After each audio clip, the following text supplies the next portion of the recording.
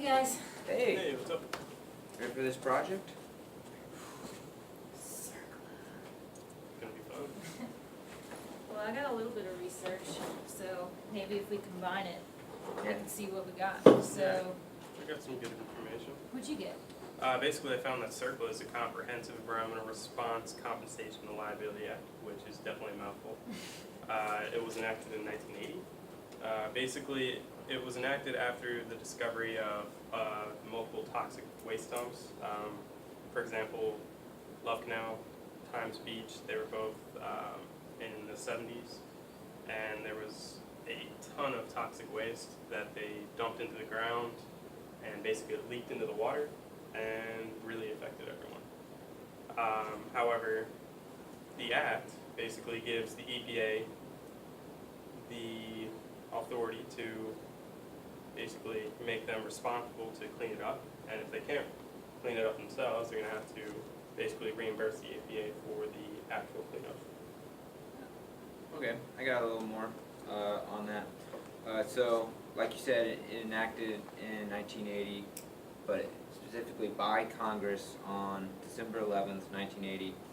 And CERCLA basically created a tax on all chemical and petroleum industries, and this provided a broad federal authority to respond directly to a release or potential release of a hazardous substance that may endanger public health and environment. And then, 5 years later, the government accumulated $1.6 billion in a trust fund for all these abandoned and uncontrolled hazardous waste sites. That is a lot of money. So, the $1.6 billion, that trust is the Superfund. Yes. That's the Superfund, okay. Because, alright, well, piggybacking off you guys, what I took from it was CERCLA established, like, prohibitions, requirements, or limitations on these types of hazardous substances that get introduced into the environment, whether, so giving us this limitation gave the EPA a basis to create reportable quantity. And that also helped them, gave them like the authority to almost finger point or say like, hey, you did this, you're responsible, you need to clean it up. These are the steps you need to take. Which, if they can't clean it up, that money comes from the Superfund. I also found that the EPA has two kinds of ways that they can help remedy the situation, and there's removal actions and remedial actions. Removal actions I found are more short-term.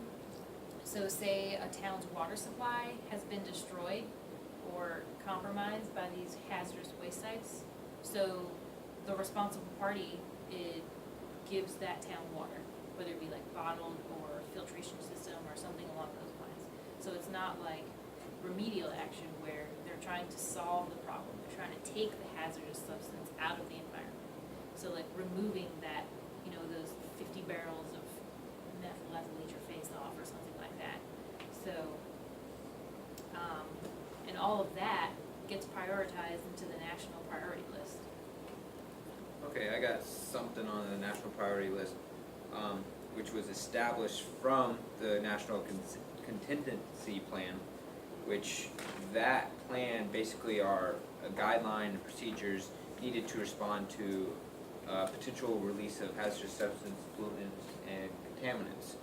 And the national priority list, there's actually like 2,000 sites nationwide that are on this list, ready to be worked on or cleaned up with those responses like you were saying. Definitely a super fun use. Yeah. So, how does this apply for us? Like, what does CERCLA do? How does it relate to us? Basically with navigable waterways, basically all your lakes, streams, Yep. bays, oceans, basically anything that's navigable, we are In charge of? US jurisdiction. Yeah. Yes, I'm not sure basically we're all, concerned about other countries at this point. no, I don't think we wanna do that. So, now that we have all this information, how are we gonna present it to the class? How about a board game? No, I'm thinking more of a death by PowerPoint. Not sure.